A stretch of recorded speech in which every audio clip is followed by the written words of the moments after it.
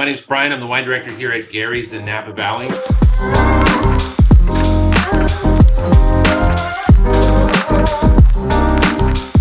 So Bryan, on the trends, what are you buying more in 2023? What are you adding more? Well, we're always adding more champagne. I think one of the things about, one of the secrets about Napa Valley is it takes a lot of champagne to make great wine around here. So that is probably our hottest category, and that's the thing that drives our business here. Number 2 and number 3, where do you see growth? What shelf spaces are you creating? What are you adding more? Well, we're always adding more shelf space for our local wines. We're hoping for another great tourist season here in Napa Valley.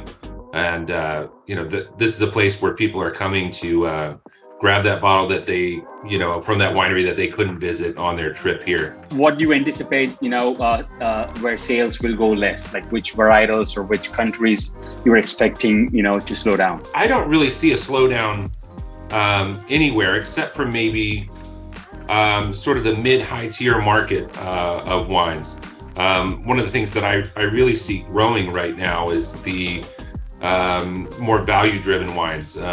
We've seen younger drinkers moving into more carbonated beverages, canned goods, and I think they're really looking for value out of a bottle of wine right now. Let's go on some myth. Red wine gives you hangover. I think drinking too much of anything is what gives you a hangover, and not drinking enough water.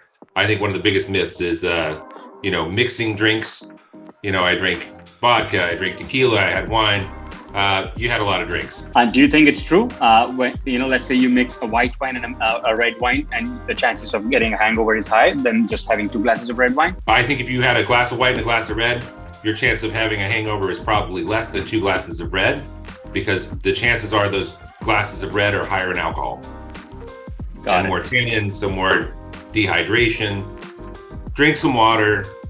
Don't drink too much, but enjoy it. Is it true that red wine can give you more, a hangover chance in drinking red wine is higher than a white wine? I think maybe because there's a little bit more alcohol, more tannin in the red wine, but I think it's generally the amount that you're drinking, and are you drinking water?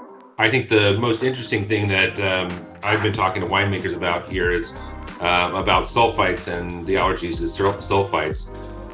One of the things that we think might be happening to people with red wine and getting hangovers is possibly, when you're drinking red wines, say at a more value-driven end of the spectrum on the shelves, then there might be more VA in those wines, and it might be that those VA and those volatile acidities are giving people more hangovers. Chilling red wine, it makes you shouldn't chill red wine. Kind of.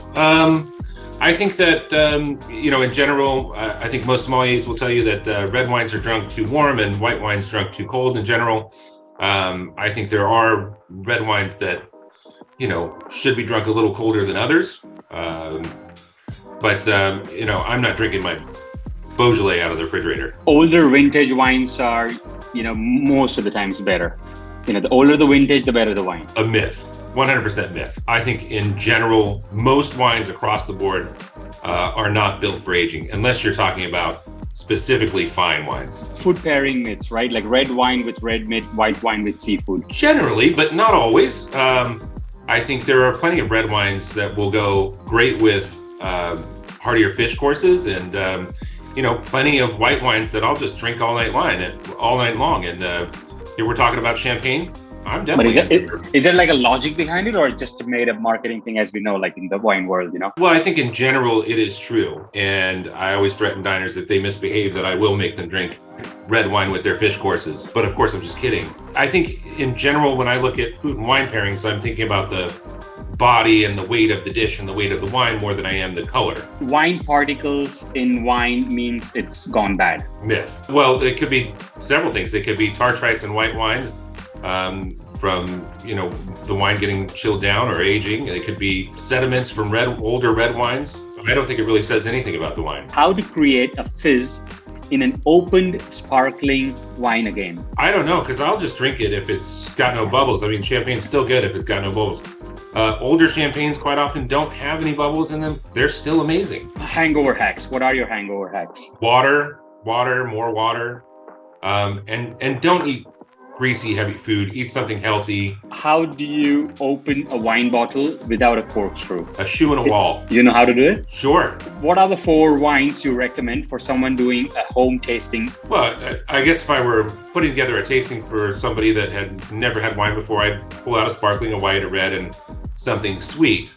But, I always say that the great thing about wine is there's so much to explore. And so I would pick 4 wines that you've never had before at 4 different price points and have a good time. Open a bottle. How do you read a body language of a customer walking in your, a restaurant or a store, right? Like just by looking at it, are there any body cues you pick that, hey, this is a red wine drinker or a white wine drinker? That's a dangerous question. You never want to judge a book by its cover. People surprise me all the time, and it takes years of experience of dealing with people and talking to people.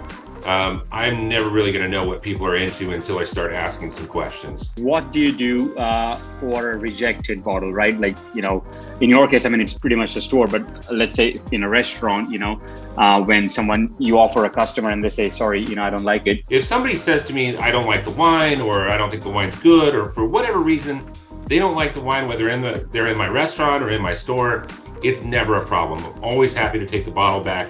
I will then find something else to do with it. I'll pour it for a VIP. I'll pour it for somebody who needs a little wine. I'll try to sell it by the glass. I'll always find some creative way. And that's what makes somebody a beverage professional, I think, is being able to be creative in those situations and maintain your hospitality as the primary focus of your day every day.